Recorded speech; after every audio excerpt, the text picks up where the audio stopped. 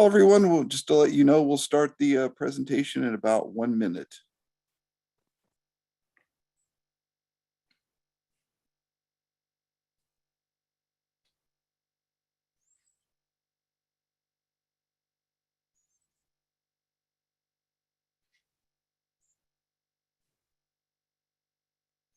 Everyone, we'll start the presentation in about 30 seconds.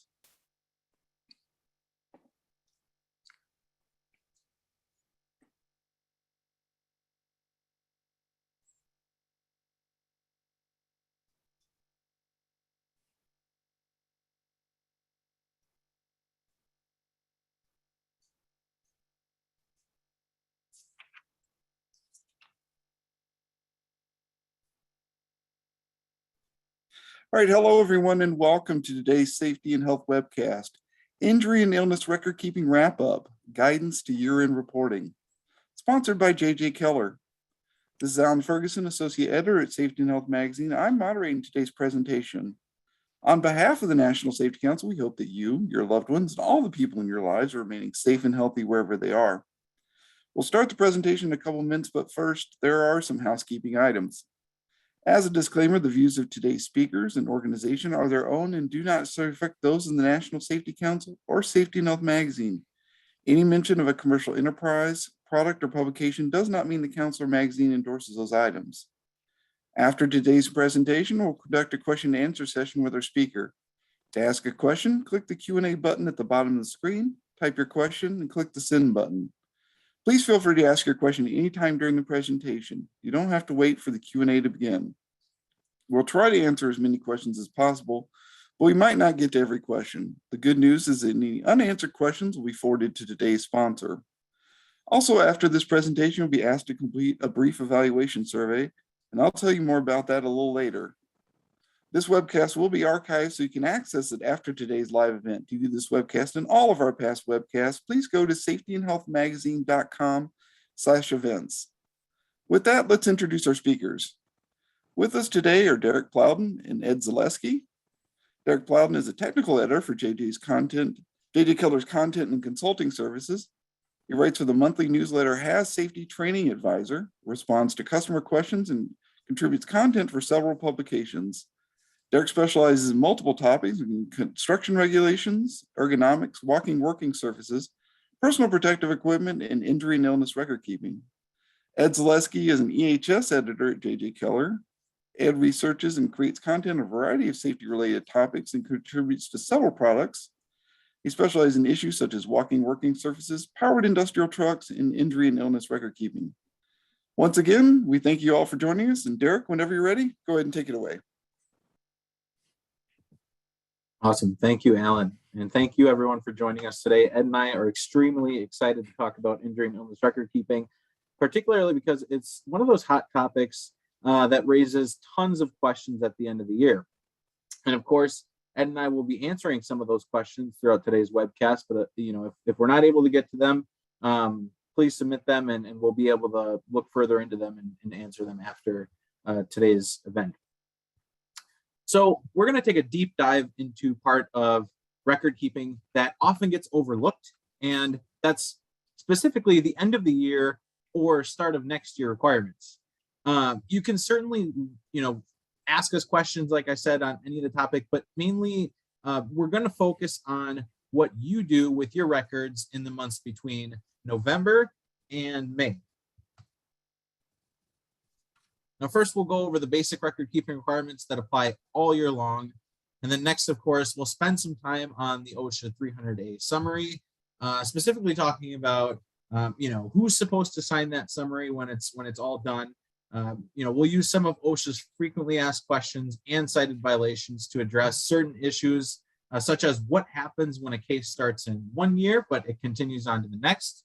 We'll also talk about what you need to know about counting the hours for temporary workers and what you have to do to send the summary to your home workers or to workers who don't report to an office. Now we'll talk about who has to submit the 300A summary data electronically to OSHA as well, and when they have to submit that data. And then we'll finish up with a quick discussion about total recordable case rates, DART rates, and any other rates included.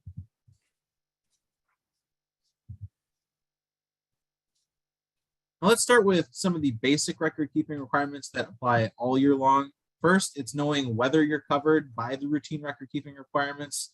Now, unless an exception applies here, you're likely covered if your entire firm has 11 or more employees at any time during the year, and that's a company-wide count. So if you have several different locations, I know some of you might, and some of them have 10 or fewer employees, they are still included in your entire company-wide count. For instance, if a location has 2 employees, but one of your other locations has 17, both of those locations are covered potentially by the record keeping requirements because of the size of the entire firm. Now, there is an exception to the record keeping requirements for low hazard industries. These are listed in Appendix A to Subpart B and also include industry classifications such as dentist office. You can include health stores in there, bookstores and florists, banks and accounting firms are in there as well, civic organizations, law offices, and just many other that are on that list. This exemption applies at the establishment level, something you also want to keep in mind, or an individual location. Your entire firm can have some locations that are exempt and some that are covered, depending on their business activity. So you want to make sure that you're paying close attention, again, to Appendix A to Subpart B, looking at those industry classifications to make sure that your locations are either exempt or are covered. Now, in 2020, OSHA issued many different citations related to the agency's reporting requirements. All employers and establishments all the time must report to OSHA any work-related deaths or work-related inpatient hospitalizations and amputations or the loss of an eye to the agency within the timeframes listed on this slide. Now, even if you are exempted from the routine record-keeping requirements, you must report. Remember that nobody is exempt from these requirements alone. Deaths must also be reported if they occur within 30 days of the workplace event. In contrast, you also have to report hospitalizations, amputations, or loss of an eye that occur within 24 hours of the workplace event. State plans like California may have more stringent reporting requirements. Again, there are a bunch of other state plans that are out there. So again, be sure you're paying close attention to what does and doesn't apply to you. Now, we should throw out there, OSHA's reporting requirements don't change for COVID-19 fatalities or hospitalizations. The agency makes clear that you must report each work-related COVID-19 fatality within 8 hours of learning about it and each work-related COVID-19 inpatient hospitalization within 24 hours of learning about it.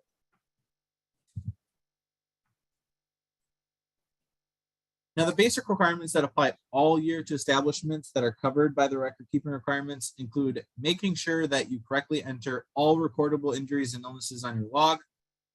All of those recordable cases must be entered within 7 days of learning that the case is reportable. And for every recordable case, you must also complete a 301 incident report for each case on the log. In addition, you may have a privacy case log or other paperwork that goes along with that. Now, OSHA does allow you to use equivalent forms such as workers' comp, first report of injury, as long as the equivalent form collects the same information as the OSHA's forms, and that's key. Most state forms are equivalent, but verify this again before using them as a replacement. All right, thank you, Derek. Now, in order to be a recordable case, an injury or illness must meet 3 conditions. First, it has to be work-related. Second, a new case. And of course, it must result in one or more of the general recording criteria. Those are death, days away from work, restricted work activity or transfer, medical treatment beyond first aid, loss of consciousness, or a significant injury diagnosed by a medical professional. Now, there are also specific types of cases covered by the regulations. These include things like hearing loss cases, needle stick injuries, medical removals, even tuberculosis cases. We have many resources available for you on determining recordability of cases. And again, we'll go over any of the questions you have on these things along the way. Some of those more unusual ones, we may need a little time to dig.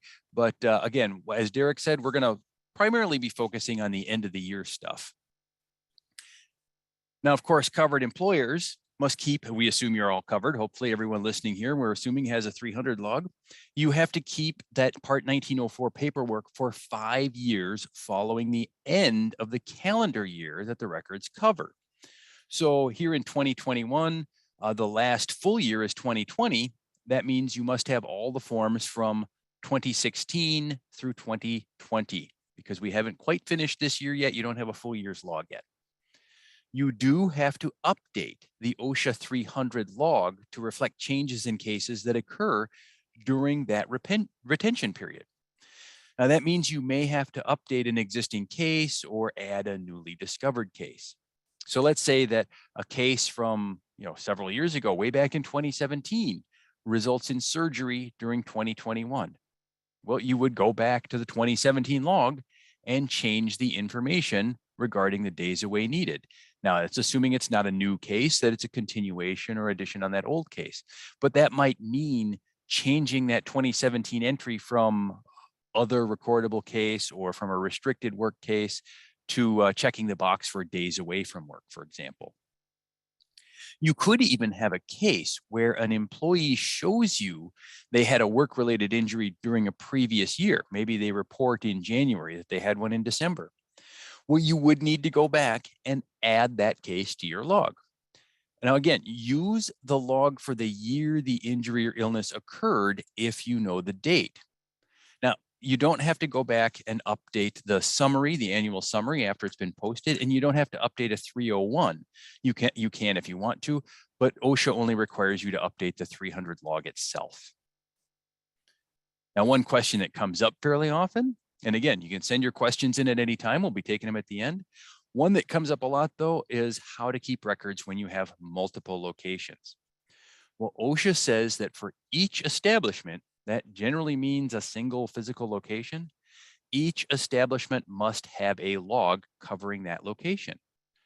Now, as we said, a particular location could be exempt from the 300 log by being a low hazard industry. Again, check Appendix A to Subpart B to see if your industry is listed. But otherwise, every covered establishment must have a separate 300 log for each location or establishment that you expect to be in operation for 1 year or longer. Since that comes up a lot and causes some confusion, OSHA does address the definition of establishment in the regulation 1904-46. There are some times when more than one physical location can be considered one establishment. Maybe you have a campus setting with 2 or 3 buildings in close proximity, and they all carry out the same type of business under common management. You could have one log for that campus. Now, there are also times when you might have one physical location, but different types of businesses operating there. In that case, you might be able to separate the businesses and keep them on more than one log, but check that definition section. If you're confronting these types of questions, that 1904-46 has a detailed description of the criteria you need to meet. In most cases, however, we can tell you one physical location will be one establishment, and you will need a 300 log unique to that location. Okay, while you do have to keep a log for each location, you are certainly allowed to centralize your record keeping. You can keep the information on recordable cases at a headquarters or other centralized location. Now, you do need the ability to transmit information about a case within 7 calendar days. You're supposed to put a case on the log within 7 calendar days. You also need to be able to access the records within 4 hours. If you have an OSHA inspection, pull the records for the establishment being inspected. And of course, you have to be able to get the records within 1 business day if you have a request from an employee, employee's representative, even a former employee. And it's actually within 7 calendar days if a union representative asks for them. So for example, let's say you have a lot of retail store locations that are covered. You might have a central location where you keep all the records on software. But then if one of those establishments gets visited by an OSHA inspector, you'll want to be able to produce the records only for that location, and you need to be able to provide that within 4 hours.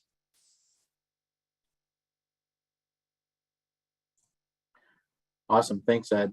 And actually, I'll tell you what, Ed, While you're going through some of your slides, we got a few questions in, and I just want to take one of them quick before I move on to linking employees to one of your sites.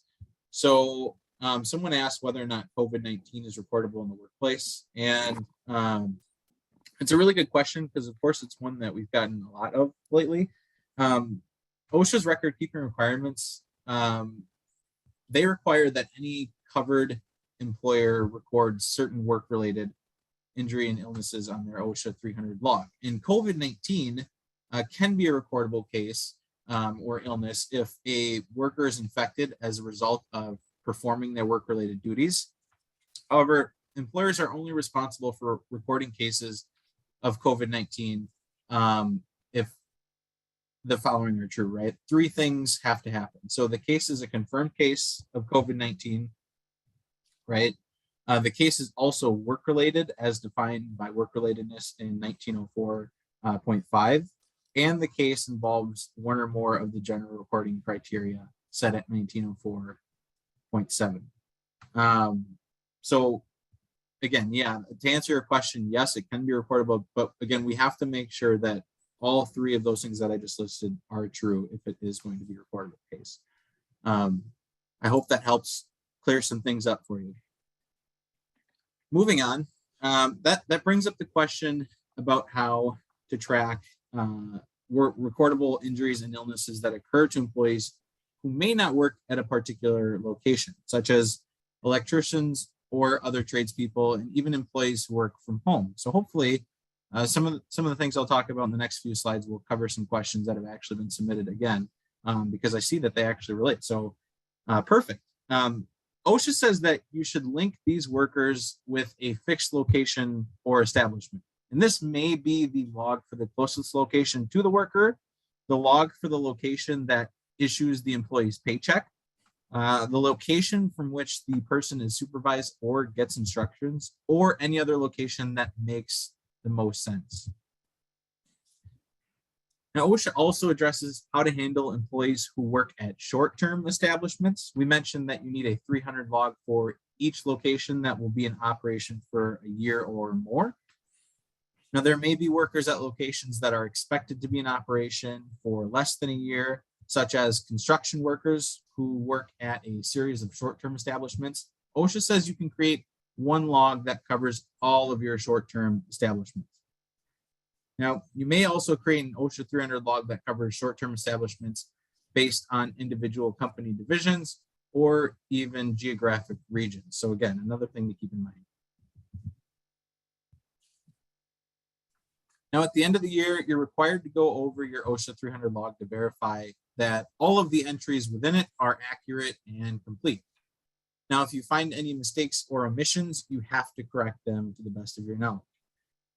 Next, you'll need to fill out and certify the 300 annual summary form. We'll talk a little bit about that in the next few slides, but first, let's take a closer look at how you might review the 300 log.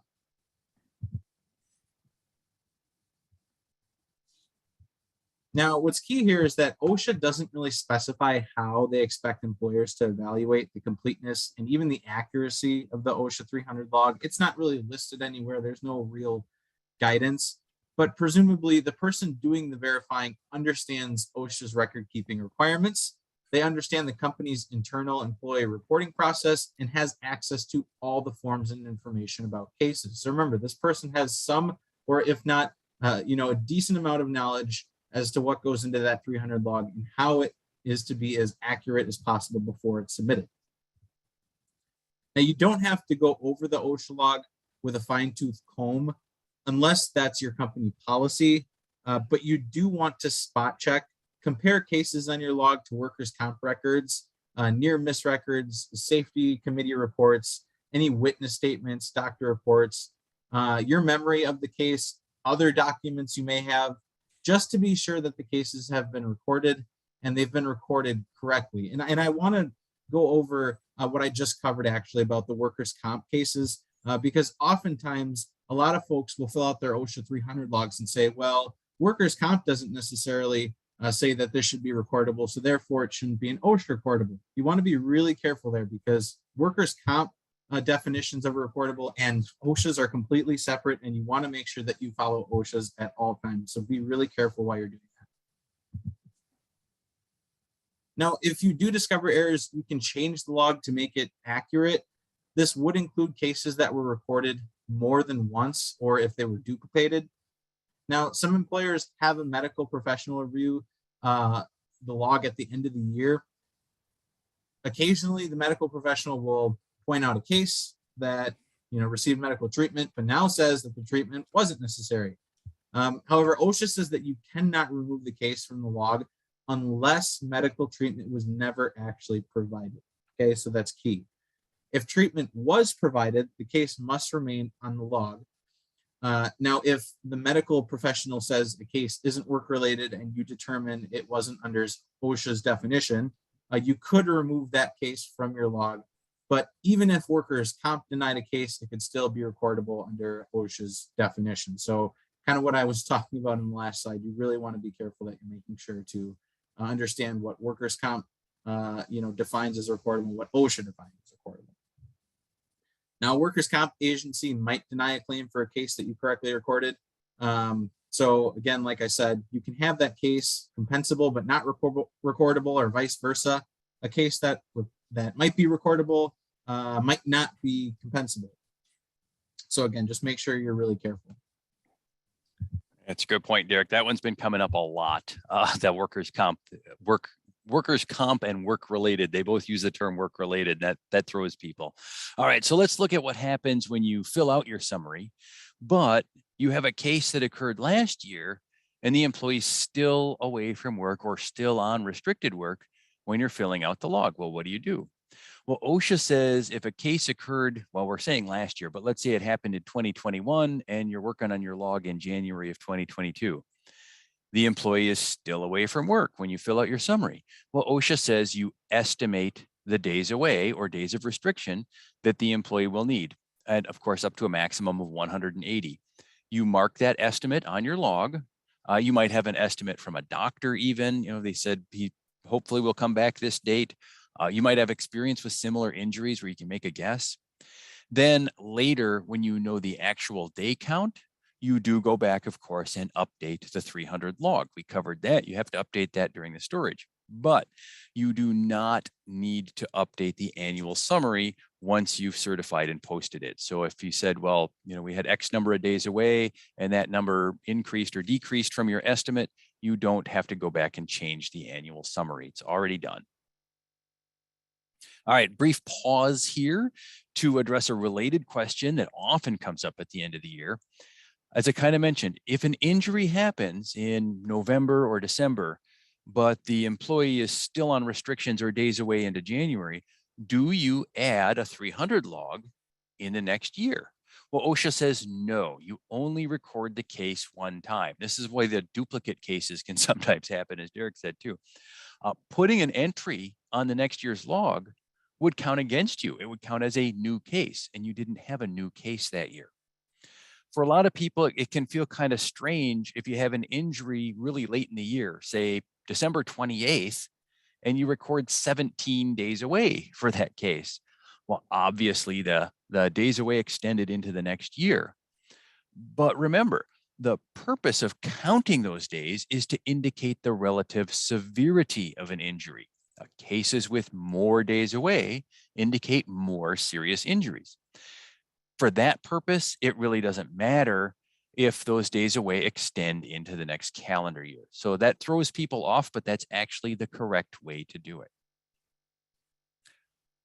Another one is many employers want to know what to do with the summary and the log. Do you have to send this to OSHA? Do we put it in the mail? Well, no, actually, most employers just keep and maintain the records. And of course, it's important to have a good system, as we mentioned, for producing the records if an OSHA inspector drops by an establishment. This is one of the first things the inspector will ask to review when he or she shows up at a location. Now, you may get a request from the Bureau of Labor Statistics or OSHA or your state agency in a state plan that directs you to send the information in as part of a data collection. So that still happens for various reporting options, but unless you get that request, you don't have to send your log anywhere at the end of the year. All right, we keep talking about the annual summary. The basic requirement for completing the summary includes filling in the number of cases for each column on the log. Now, that's the total number of cases involving death, total number of cases with days away, total number of cases with transfer restriction, and the total other recordable cases. Then you actually fill in the total numbers of days away and the total numbers of days of restriction from columns K and L. So as an example, simple example, suppose you had 4 cases involving days away, and each of those cases had 5 days. 4 times 5 is 20. So you would list 20 total days away from work for all the cases. Now, the summary also includes spaces for the total number of injuries you see at the bottom, skin disorders, poisoning, hearing loss, respiratory conditions, and other illnesses. Again, these are different columns on the log, and software will often total this up for you. You do also have to include the average number of employees and the total number of hours worked by all employees. We will get to that in just a moment. Now, hopefully this applies to all of you, or at least some of you. What happens if you had no recordable injuries or illnesses during the year? That's good news, but be aware, you still have to complete an annual summary, filling in zeros in all those spaces. You still have to certify the summary and post it. You may even have to submit it to OSHA, either through the electronic reporting tool March 2nd. Again, we'll talk about that, or if you get a data collection. So just be aware, even if you had no cases, you still need to post an annual summary.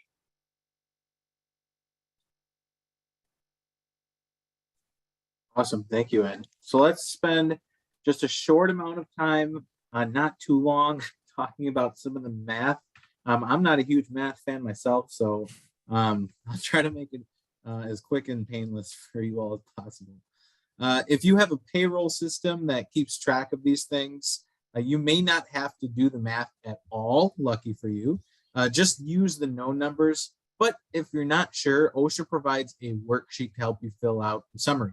And that worksheet says to follow the steps here on the slide. So first you have to add the total number of employees you paid in all pay periods during the year. And you have to include all employees, full-time, part-time, salaried, temp, seasonal, salaried, and hourly employees within that number. You'll next count the number of pay periods for the entire year. You'll divide the number of employees. Thanks, Ed, for switching that over for us. You'll divide that number of employees by the number of pay periods, and then round the answer to the next highest whole number. So it should look something like what we have here as an example on the slide. Now, for figuring the total hours worked by all employees, you want to make sure that you include employees that you paid, right? Even temporary employees who are not directly on your payroll. If you were the employer that provided the day-to-day supervision of the temps as well. And actually, Ed, let's just jump back to that slide quickly and just kind of cover some things here. Again, this is just kind of an example that OSHA provides. The Acme company here only had 12 pay periods because they paid workers once per month. And you want to note that the same employees get counted in many pay periods, but that's normal. We get a total of 392. So dividing that 392 number by the 12-day pay periods, we get 32.6 employees, which rounded up to 33 employees total. Now, if you glance down the column for the number of employees paid each period, you can see that an average of 33 sounds just about right. OSHA does say that if you pay about the same number of employees every pay period throughout the year, then you can use that number as your annual average. And you should use this formula, however, if the number of employees changes. For example, let's say your business is seasonal or your establishment grew or shrunk throughout the year. When the number of employees changes throughout the year, you should use that formula to calculate the average.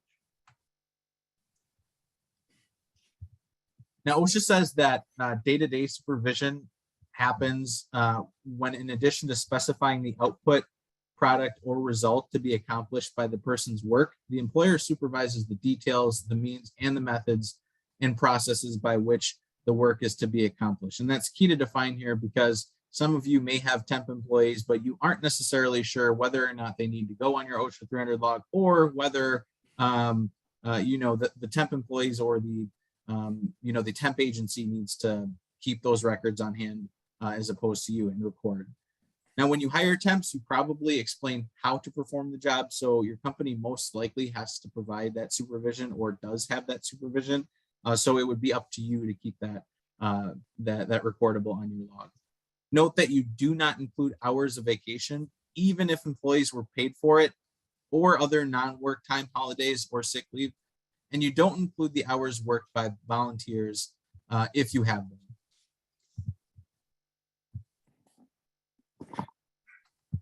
Now, I know I said I'd go through this quickly, but here's just a bit more math. OSHA recognizes that not all employees are paid by the hour, so the agency allows for estimates. This is the formula provided by OSHA, in the worksheet to help you fill out the summary. Now, if you're like me, you'd rather not do the math yourself. Our safety management suite automatically figures the total case numbers for you in the incidents tool. It's honestly a great resource that I've even used to help figure out some of these numbers. It allows you to easily track incidences. It allows you to easily track near misses and even property damage. You can analyze your incidence trends through charts and create privacy case logs and sharps logs.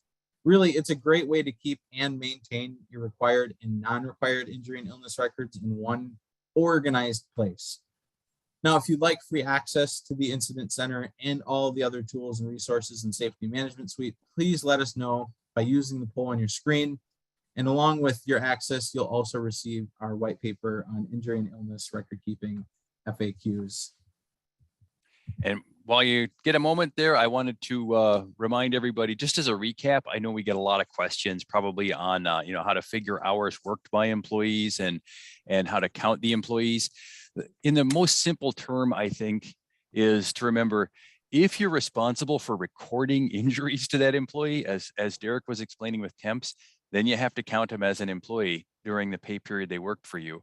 And then for the hours, the reason we don't count vacations, holidays, sick leave, and other time that employees were paid, well, we're hoping the employees would not have work-related injuries during vacations, holidays, things like that.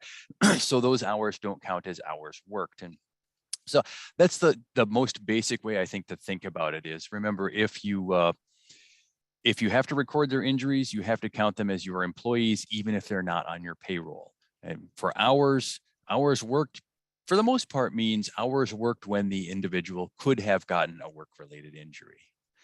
All right, we're going to move on then and talk about visiting other establishments. So on the topic of hours worked for the summary, there is an OSHA FAQ asking how to count hours when you have employees that normally work at one location, but they get injured in another one of your locations. All right, well, who counts the injury and who counts the hours worked?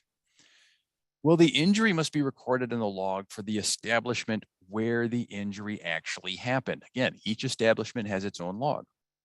Now, for the hours, you count the hours the employee works at your location, and the other establishment would count the hours the employee worked at that location. So for example, maybe the employee worked 1,500 hours at a primary location and 700 hours at a different establishment. I know sometimes maybe you don't track this hour by hour where people work and they move around. Do the best you can. Quick fact on which log to count the injury onto. In this case, we're assuming both establishments keep 300 logs. So again, you would record it on the location or establishment where the injury occurred. If that establishment doesn't keep a log for some reason, they're exempt maybe, then you would link the injury back to the establishment where the employee normally works. All right, now let's talk about who can sign the annual summary.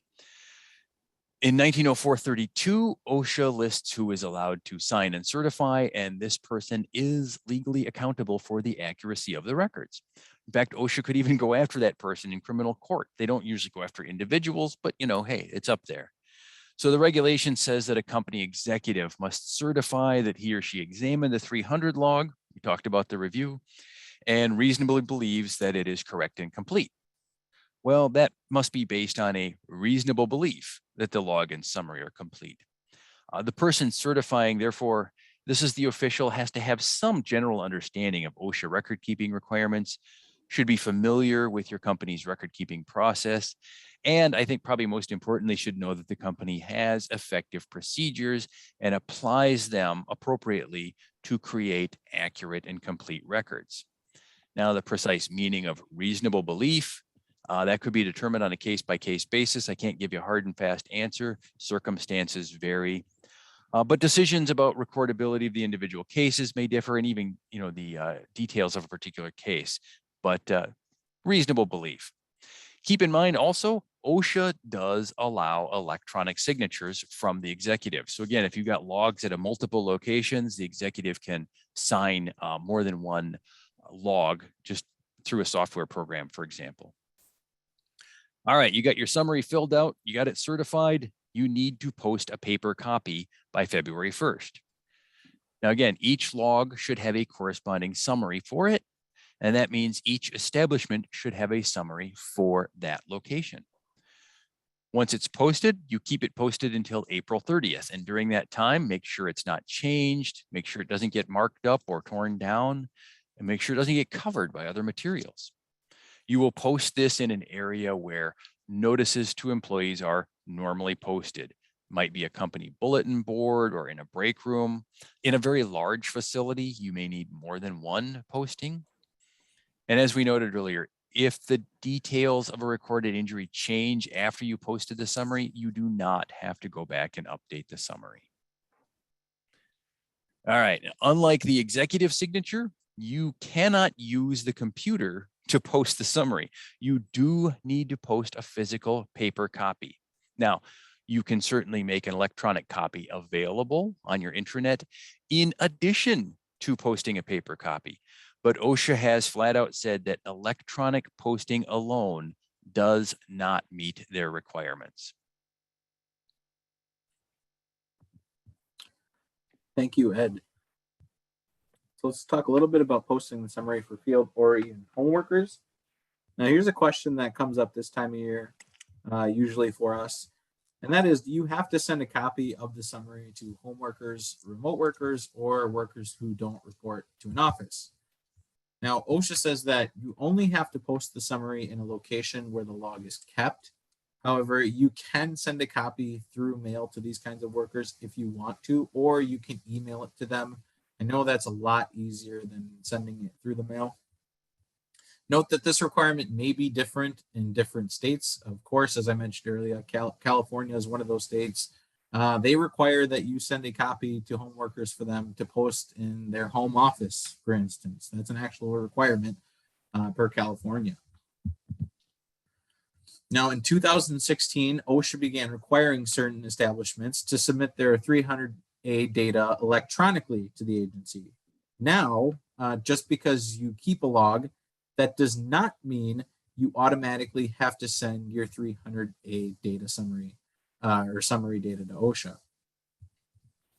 Now, they specify that only establishments that have 250 or more employees who are already keeping Part 1904 records, and establishments with 20 to 249 employees that are also listed in Appendix A to Subpart E as high hazard industries by their NAICS code, those establishments are required to submit their data. Again, you want to make sure that you also note the size is based on the establishment, not based on total company size. You may have some establishments that will report and some that won't. Check the Appendix A to see if your locations are covered. Even places like grocery stores must electronically submit their annual summary data. So if you might think to yourself, well, I doubt I have to really submit that information, just keep in mind that you want to make sure you double check those appendixes just to make sure. And of course, with that question comes, well, when is the deadline for submitting our data? And that deadline is March 2nd, as listed on the slide. You have to submit to OSHA's injury tracking application. The URL is actually listed on the slide, just in case you aren't entirely sure yet where you're supposed to send it.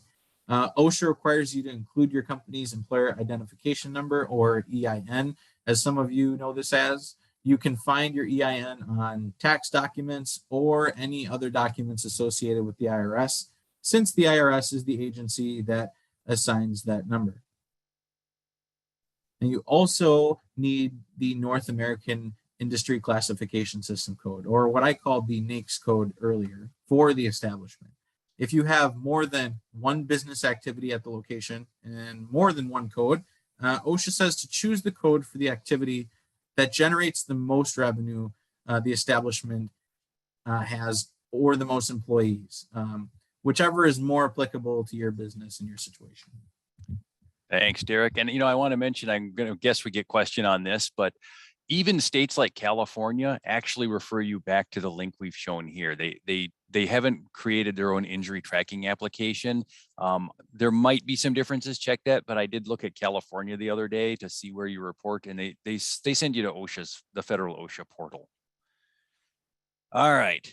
Now, switching gears, note that because of a court case that OSHA lost, the agency is required to post 300A data online, or at least the information for the submissions from 2016 through 2018. Now, does that mean OSHA will continue to publish the info? Well, that remains to be seen. But if you submitted data to OSHA, you'll want to check to see if your data was listed correctly. And again, I've talked to people who, like I said, like Derek said, a grocery store that has 20 or more employees is supposed to be reporting. OSHA thinks they're missing a lot of employers who should be sending these things in, and they are not. That's why you want to make sure your data is accurate too. Related to this, employers currently only have to report the annual summary data form, the 300A. When this regulation was first published, the reporting rule, it actually included the 300 log and the 301 reports.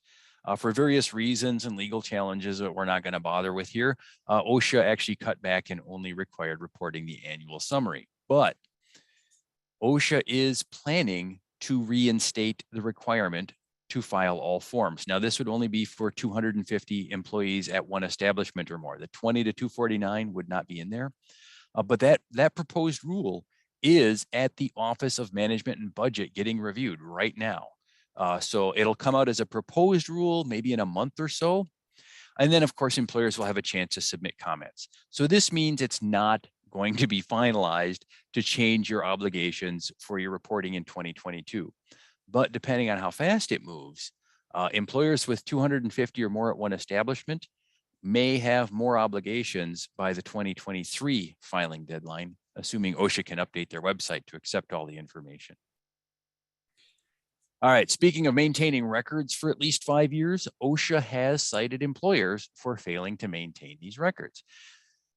You do have to save the 300 log, the privacy case list if you have one, the annual summary, and the 301 incident reports for 5 years following the end of the calendar year that those records covered. Again, that should be 2016 through 2020. Once this calendar year ends, you've got a full year 2021, you can dump the 2016 stuff. Now, during that period, again, you have to update changes to cases on the 300 log. You do not have to update the 301 or the 300A. And one other thing, though, keep in mind, OSHA can actually only cite you for violations in the previous 6 months. They have a statute of limitations. So if there's an error on, say, your 2018 log, that cannot be cited at this time.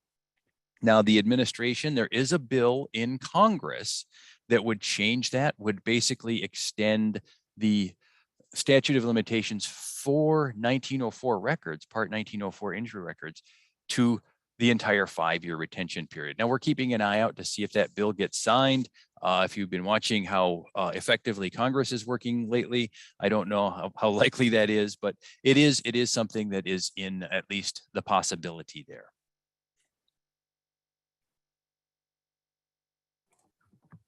So next with that comes this idea of making sense of all the numbers, right? Like, what's the point? What does this have to do with the bigger picture of OSHA injury and illness record keeping and your responsibilities towards the end of the year?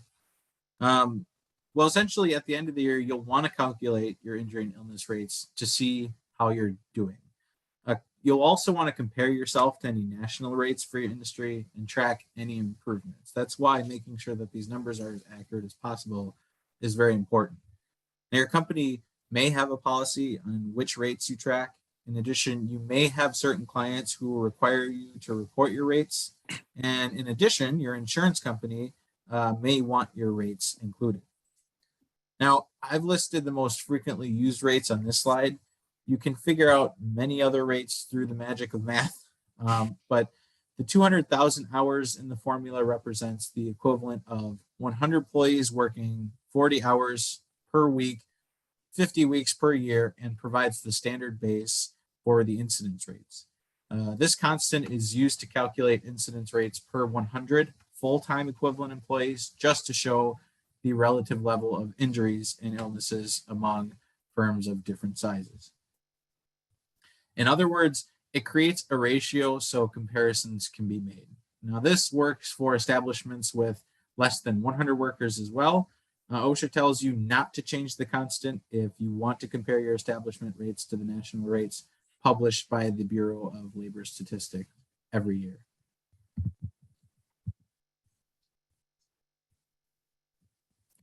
Next, we'll finish up this discussion on rates with how to calculate monthly or quarterly rates, which is something many companies want to do. Just a warning that calculating rates using less than a year of data may not give the most accurate results. You could compute a partial year incidence rate by dividing the number of cases by the hours worked for a certain period, like a month or a calendar year even, and then multiplying that number by 200,000 hours, the 12-month constant, and then dividing that by the hours worked in that period. Now, this approach, however, assumes that injury rates will be the same for the rest of the year. That may not be realistic. For example, let's suppose that you had 3 recordable injuries for the month you're calculating. The result would assume that you'll have 3 recordable cases during every month for the rest of the year, and that you'll have the same number of employees every month, and that employees will work the same number of hours every month. That's a lot of assumptions. And Ed will talk a little bit about that in the next slide. Yeah, we do get a lot of people wanting to do partial year rates, and it's fine. It's kind of like, how are we doing to this point if the numbers continued exactly as they are? So there can be value in that and sharing that with your executives, but yeah, do be aware that it may not accurately represent your annual number. All right, so finally, with a lot of craziness over the last year or two, your company might have purchased or opened a new location. You might have sold or closed off an existing location. Well, if you acquire a new location that your company bought from another firm, the previous owner should transfer their 300 records to you. But your annual summary only has to cover the period that you actually operated the facility. And that might only be a couple of months.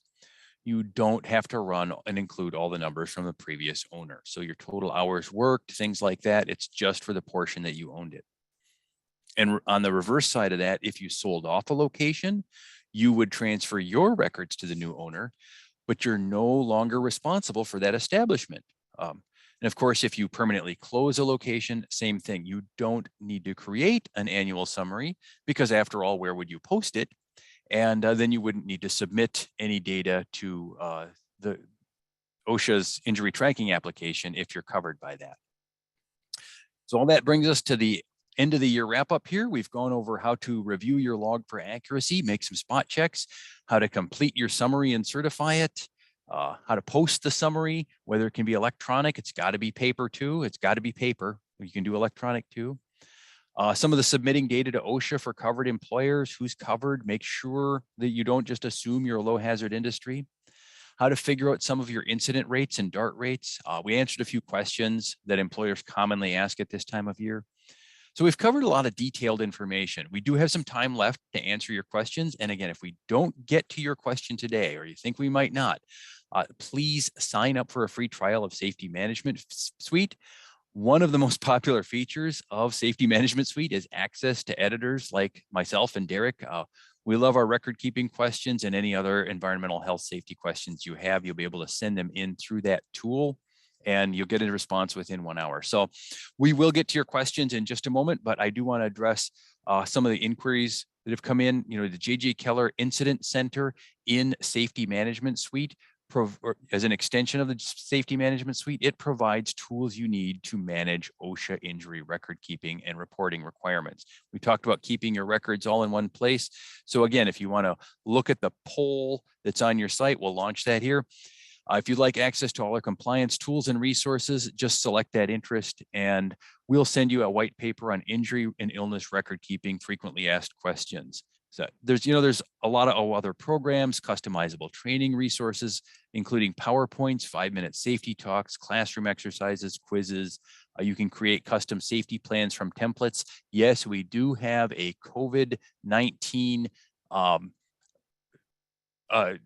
vaccination mandate template or a variant of vaccination or testing template for your policy that would be required under that rule. That's already out there. So everything you need. So with that, I am going to say, what kind of questions do we have coming in?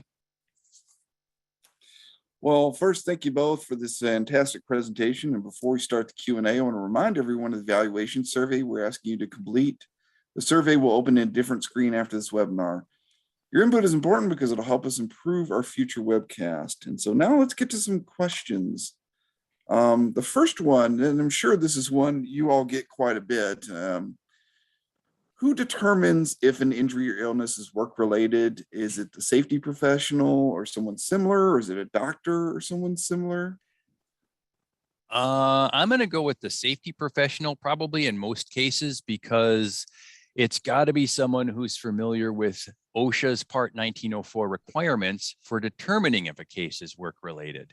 A doctor won't necessarily know, and as Derek gave warning earlier, a workers' comp doctor might say, well, this isn't work-related, so it's not covered by workers' comp, but it's possible it's still covered by OSHA's injury record keeping. So it's got to be someone who is familiar with the criteria for what makes a case work-related. There is a geographic presumption OSHA uses. If it happened in the workplace, it's probably work-related unless an exception applies. And those are in 1904.5. So probably going to be the safety person who does it. So next question. How do you count the employee if he or she has both MSHA and OSHA hours? Where do you count him or her as an employee? Where is it where they have the most hours? I'm not quite sure. You're talking mine safety and health, MSHA. Yeah. I don't know. Is this person split between two facilities? Because I mean, we talked about people who worked at multiple establishments. You might count them as an employee, but a certain number of hours at one location and effectively they'd be part-time at two different locations. That's a possibility. Otherwise, I'm not really sure.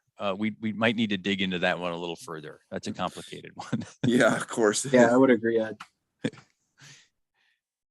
So our next question, we opened a location in June 2021. They meet the requirements as an establishment. Do I need a 300 log for them for 2021?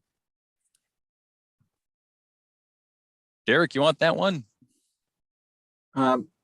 Yeah, sure. And Ed, please feel free to jump in to clarify anything. But OSHA provides that you have to provide records if you expect your business establishment to be in business for at least a year or longer. And that's what really gets me confused at if you want to jump in for clarification, because I believe it's that year mark, correct, that really determines whether or not that establishment will need to provide records. It's that expectation. Yeah. Yeah. Okay. If you open that new location, you expect it. And again, we're assuming you have at least 10 employees in your company and that the location is not in a partially exempt based on low hazard.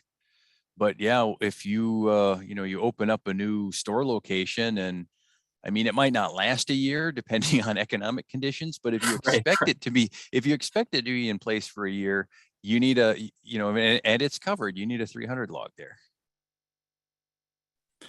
Our next question, can an officer of a company give authority to a direct subordinate to signed logs? Oh, there's that list. What's that list in? Is it 1904, 34, 35? I think it said, I think Derek had that one.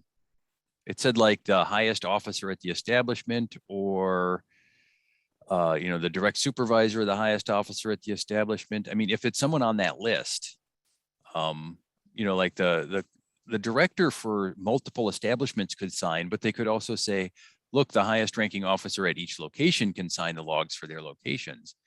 They're still on the list, but I don't know, you couldn't go below that. It would still have to be someone who OSHA defines as an executive. I believe, Ed, that you might be talking about the authorized employee representative, correct? Or is that different?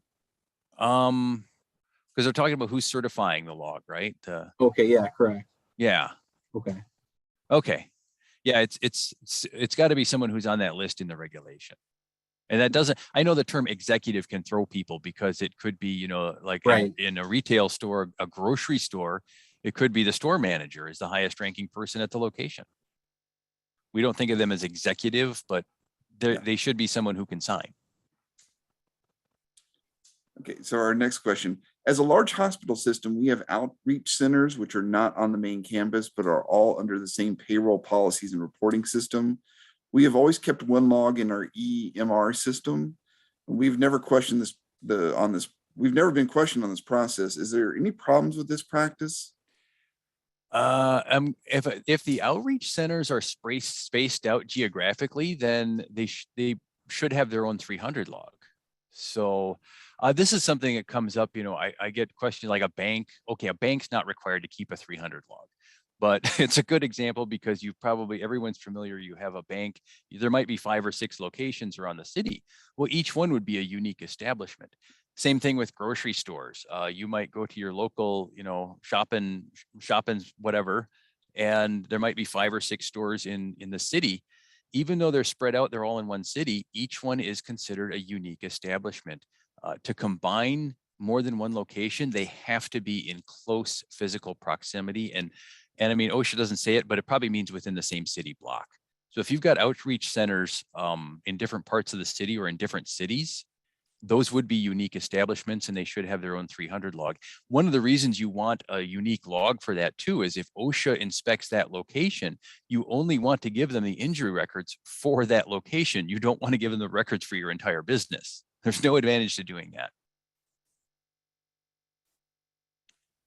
So our next question, if you have multiple locations with 20 to 249 employees, do you need to make an electronic submission on each?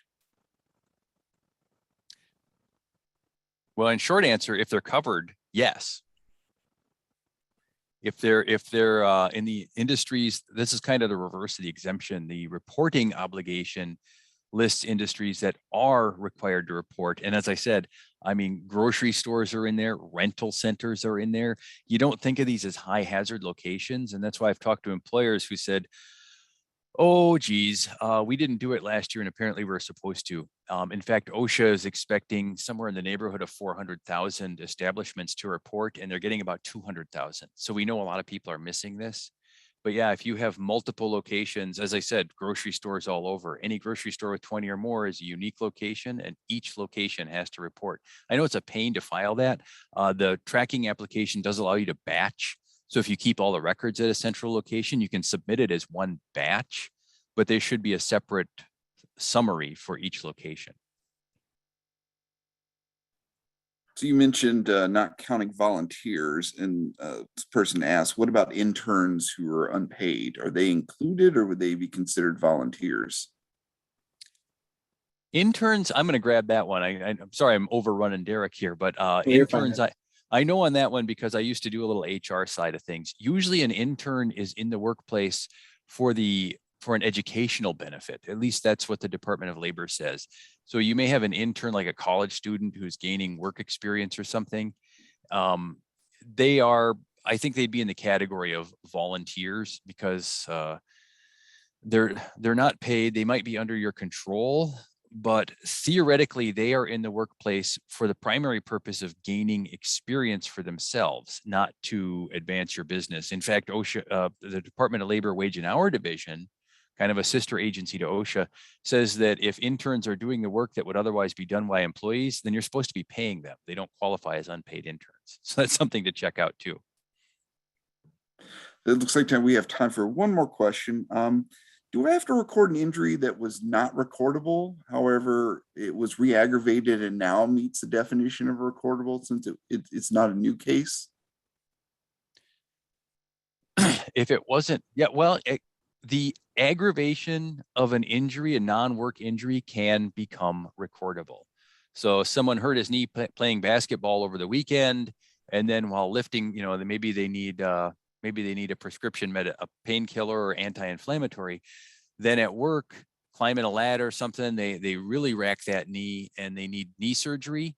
That is a recordable work-related injury at that point, based on the date of the incident, say climbing the ladder, whatever the work-related exposure was. So yeah, that a non-work injury can become recordable if it gets aggravated in the workplace. That means a change in treatment, days away that weren't previously required, something like that.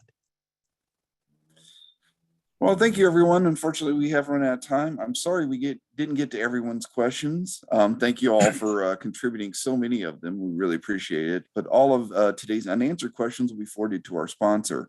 Once again, I hope you take the time to fill out the evaluation survey on your screen to give us your feedback. That ends today's Safety and Health Magazine webcast. I'd like to thank Derek Plowden, Ed Zaleski, everyone at JJ Keller, and of course, all of our listeners. Have a safe day.